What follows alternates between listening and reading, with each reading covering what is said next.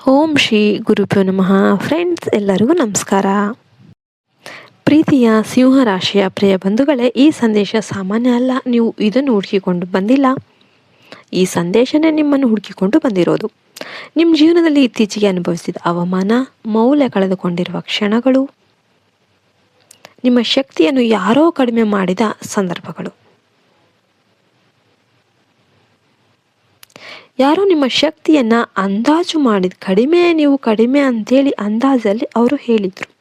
ಇವೆಲ್ಲವೂ ಕೂಡ ಕೇವಲ ಆಕಸ್ಮಿಕವಲ್ಲ. ಜನವರಿ 17, 18, 19, 20, 21, 22, 23 ಈ ದಿನಗಳು ನಿಮ್ಮ ಜೀವನದಲ್ಲಿ ಆತ್ಮಗೌರವವನ್ನು ಮತ್ತೆ ಸ್ಥಾಪಿಸುವ ದಿನಗಳು ಆಗಿರುತ್ತೆ.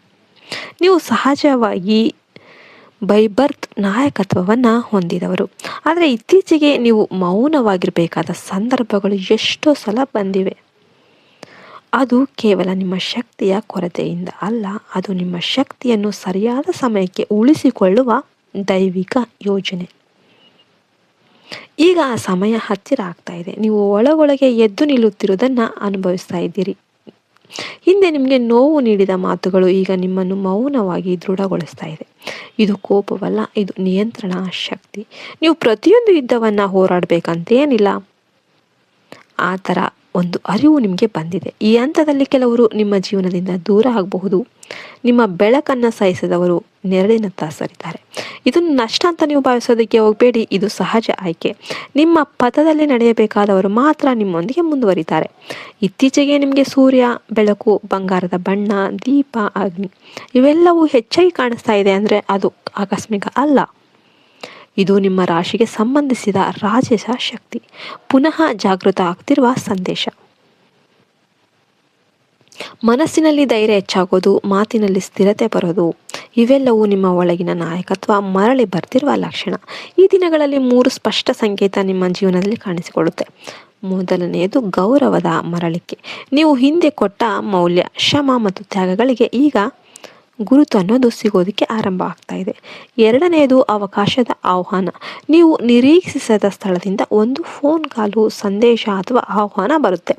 ಮೂರನೆಯದು ಸ್ಪಷ್ಟ ನಿರ್ಧಾರ. ನೀವು ಬಹುಕಾಲ ಮುಂದೂಡುತ್ತಿದ್ದ ನಿರ್ಧಾರವನ್ನು ಈಗ ಧೈರ್ಯದಿಂದ ತೆಗೆದುಕೊಳ್ತಾ ಇದ್ದೀರಿ. ಈ ಹಂತದಲ್ಲಿ LR ಅಥವಾ S ಅಕ್ಷರಗಳು ಮಹತ್ವವನ್ನು ಪಡಿಬಹುದು. ಅದು ಹೆಸರು, ಸ್ಥಾನ, ಸಂಸ್ಥೆ ಅಥವಾ ಘೋಷಣೆ ಆಗಿರಬಹುದು.